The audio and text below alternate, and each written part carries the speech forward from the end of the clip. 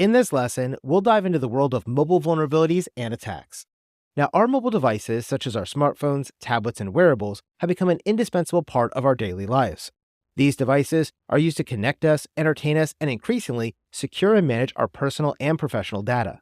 Yet, the convenience provided by these mobile devices really is a double-edged sword, because the very features that make them so valuable to us as users are also going to expose us to a myriad of different vulnerabilities and potential attacks. To secure our mobile devices and the data they contain, we have to first understand the mobile vulnerabilities, including things like sideloading, jailbreaking, rooting, and insecure connection methods, as well as how to mitigate against these vulnerabilities and how we can use a mobile device management solution to best minimize the other risks associated with mobile devices. Now, first, we have a vulnerability known as sideloading. Sideloading refers to the practice of installing applications on a device from unofficial sources, which actually bypasses the device's default application store. While it may be useful in certain situations, sideloading is also dangerous because it can introduce malware or malicious apps onto a device because the application files are not scanned or verified by your mobile device's provider's App Store submission process. To ensure your device remains secure, you should avoid sideloading and instead always download apps from the official and trusted sources like your mobile device's official App Store, because these platforms often have a strict review process in place to ensure all of their apps are free from malicious code. Second, we can have a lot of vulnerabilities added to our devices if we jailbreak or root our device. Now, jailbreaking on iPhones and iPads and rooting on Android-based devices is considered to be a process that gives the users escalated permissions on their devices and allows them to circumvent built-in security measures provided by the device. Jailbreaking and rooting is usually done so that a user can have greater device customization capabilities, but this process does expose your device to potential security breaches too. After all, your mobile device manufacturer regularly provides updates to their devices to combat new vulnerabilities that are being discovered all the time. But if you jailbreak or root your device, you're unable to install these updates and your device will be vulnerable to these newly discovered attacks and exploits. So, it's a good idea to keep your device's original security settings to ensure you remain protected against any known threats. Third, insecure connection methods can be another large area of vulnerability for us. Since our mobile devices will usually rely on wireless connections like Wi-Fi and Bluetooth for their connectivity needs, these devices can be exploited by an attacker if you're using insecure connection methods when you connect to those wireless networks or connections.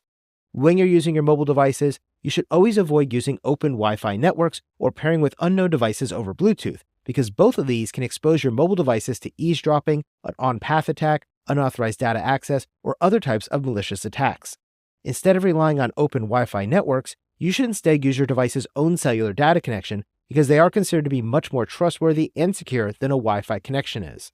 Additionally, if you are going to use a Wi-Fi network, you should use one that is protected by a robust authentication system, like one with a long, strong, and complex password, or one that uses 802.1x authentication methods for even higher levels of security. Also, when you're using Bluetooth, you want to connect to only known devices and ensure that your device is set to non-discoverable when you're not pairing it.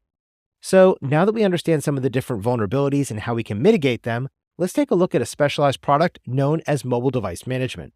Now, a mobile device management or MDM solution will help to minimize the risk associated with mobile vulnerabilities by ensuring that regular patching, device configuration management, and best practice enforcement are occurring within your organization. Mobile device management solutions can be used to conduct regular patching of your devices by pushing any necessary updates to your devices in order to ensure that they're always equipped with the latest security patches. Another key function of a mobile device management solution is to enforce configuration management on all of your devices.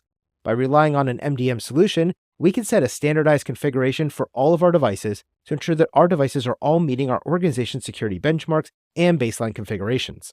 Also, we can use a mobile device management solution to enforce the use of best practices on our organization's devices. For example, we can disable a device's ability to sideload programs, to detect if a device has been jailbroken or rooted, and to force each device to use a VPN connection when it connects back to your organization's data repositories over a Wi-Fi or cellular connection, all by enforcing this inside of our MDM solution.